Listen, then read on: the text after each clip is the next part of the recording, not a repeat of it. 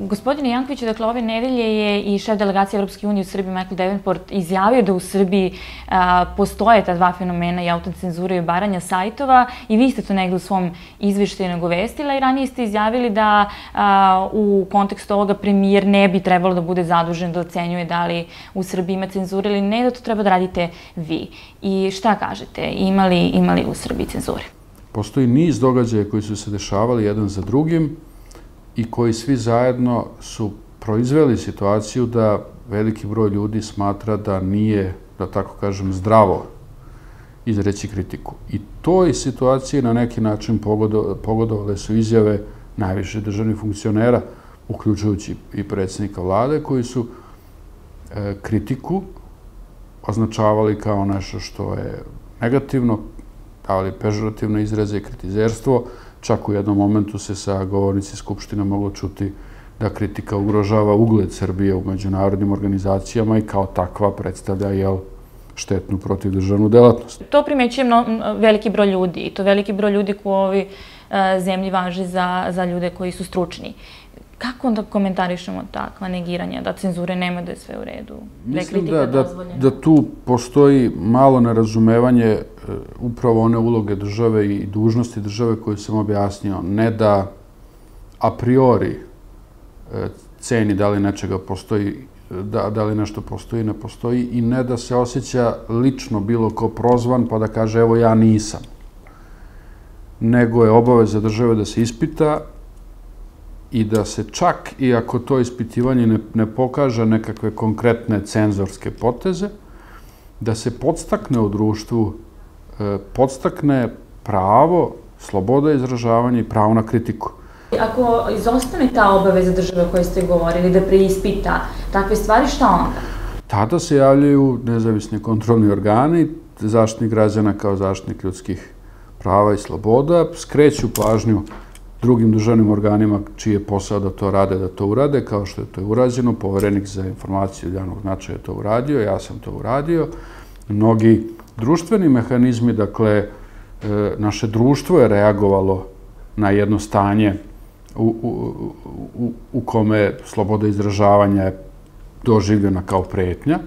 I dakle, celo društvo se s jedne strane pobunilo, na društvenim mrežama je bilo reakcija, u medijima je bilo reakcija, u satiričnim emisijama je bilo reakcija, nadležni državni organi su reagovali, dakle to je jedan korektivni mehanizam i ja koliko god mogu da izrazim žaljenje što smo u jednom momentu došli do situacije da se pitamo da li smemo da kritikujemo, odnosno da se neki ljudi pitaju da li smemo da kritikujemo, s druge strane mogu da izrazim zadovoljstvo što je srpsko društvo, dakle i građani i javnost, i mediji, i kontrolni organi, dakle upravo oni koji su tu da reaguju u ovakvim situacijama, što su digli svoj glas i rekli čekajte, stanite, dragi naši nosioci vlasti, najviše, nije pravac kojim ste krenuli dobar, kritiku morate podržavati, negovati, davati što više činjenica kako bi neko mogao da kritikuje na osnovu realnih pokazatelja, ali ne smete putem koji ste krenuli nastaviti. Imamo tu sada napore države da vide kako je Peščanik napadnut i tako dalje, ali opet imamo izjave s druge strane da od samog premijera, da njega ambasadori i razne međunarodne organizacije žele da sruši, da vode kampanju protiv njega i tako dalje. To su izjave koje onako uznemiravaju javnost. Da, ali premijer nije država. Dakle, svi, i javnost, i mediji, i kontrolni organi, pa i međunarodna zajednica prate šta se dešava. Premijer je rekao to što je rekao, vidjet ćemo da li će korigovati svoj stav. Ja mislim da je već drugačiji njegov stav po pitanju kritike. Dakle, on je kritiku u prvom momentu doživeo kao lično optužbu protiv njega. I u našem razgovoru smo dotakli, više nego dotakli tu temu, dakle, država kao niz organa, organizacije javne vlasti ima obavezu iz različitih uglova da sagleda problem i da reaguje. Ali ta njegova izjava čini se došla nakon sastanka vašeg sa njim? Jeste, došla je nakon, ali evo, i Zaštitnik građana je državni organ, premijer je šef vlade. Ako je s jedne strane neko podstakao slobodu izražavanja, to sam uradio ja i ne samo ja. Ako je neko drugi smatra da se sloboda izražavanja, da ne treba je koristiti na način kritizerski, pa građani, slobodni građani će ipak, mislim, danas u današnjoj situaciji moći da procene šta im je činiti. Dakle, ja bih voleo da je premijer jasnije podržao pravo na kritiku. Ja ne sumnjam da će i do toga doći. Dakle, pravo na kritiku ne sme da bude osporeno. U otvorenom pismu OEBS-u Vučić govori o takozvanim nezavisnim institucijama koji na neki način možda pričaju o laži, tako je rekao, iz kojih je Dunja Mijatović izvela tu njenu kritiku. Da li ste se možda osjetili prozvanim? Ne.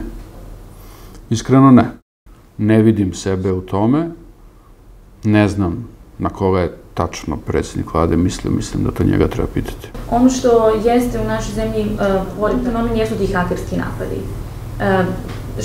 Šta se dešava sa tim? Znači, mi to uočavamo, sada je to Odeljenje za visokotehnološki kriminal istražuje šta se to dogodilo sa Peščanikom, ali šta ćemo sa drugim sajtovima? Ovaj fenomen je nešto što je naša svakodnevnica čini. To su uglavnom sajtovi na kojima su bili kritični sadržaji po pitanju najčešće rada vlade. I to je to što je dovelo do utiska, do osjećaja veoma zasnovanog o tome da postoji nekakva vrsta organizovanog napora da se kritika suzbije.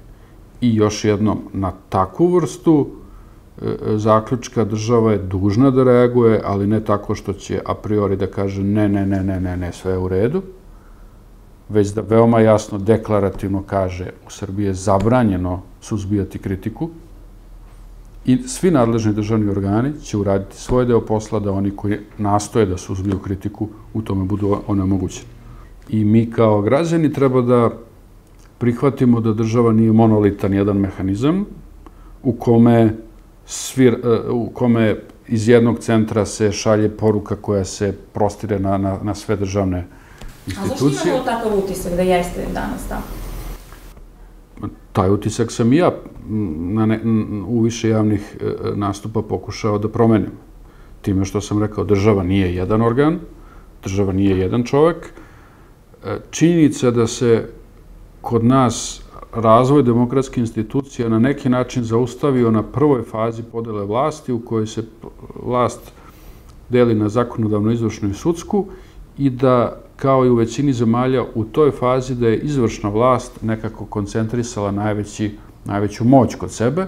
Ono što našu pažnju okupira ovih dana jeste i takozvana afera plagijat, kako u javnosti nazvana. Da li bi trebalo da postupi ministarstvo i kada je reč o sumnjama da je doktorat ministra Stefanovića plagijat? Ja sam i pripremio i danas ide u Ministarstvo prosvete upravo mišljenje koje kaže da je ovo stanje u srpskoj nauci, praktično se radi o naučnim zvanjima, tako da proizvodi posljedice ne samo po jednu, dve ili tri osobe koje su u ovom momentu pod lupom, čiji su doktorati pod lupom, nego se postavlja pitanje autoriteta, poverenja uopšte naučno-obrazovni sistem u Republici Srbiji, u kvalitet našeg obrazovanja.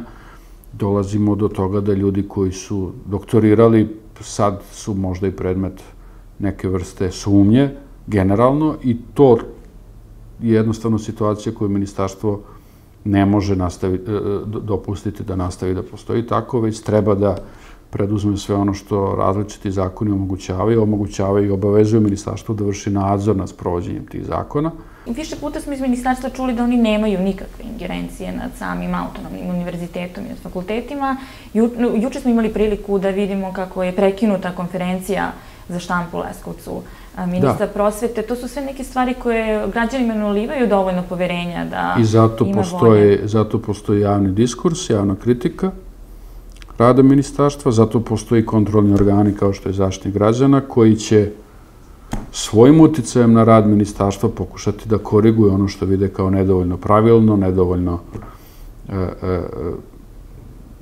zakonito, na kraju krajeva nedovoljno svrsishodno. Autonomija univerziteta ne znači bezvlašće. Smatram da je ministarstvo dužno radi ostvarivanja svrhe svog postojanja, kao najviše obrazovne vlasti praktično u Republici Srbiji, da utvrdi autoritativno, suštinski, kvalitetno da utvrdi da li se naučna zvanja u Republici Srbiji daju u skladu sa zakonom, da li iza tog formalnog doktorata stoji suštinski doprinos nauci, onako kako je to propisano